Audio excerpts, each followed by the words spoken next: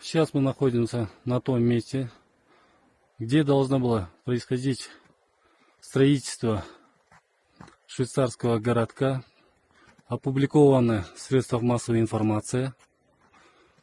Как вы видите, на данном территории месте не видим никаких действий, и факты незаконной вырубки деревьев не обнаружено.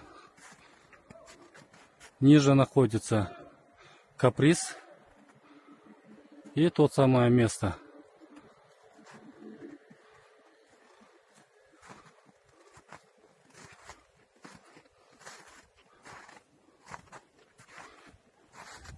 И следы какого-нибудь строительства и незаконной вырубки не обнаружено.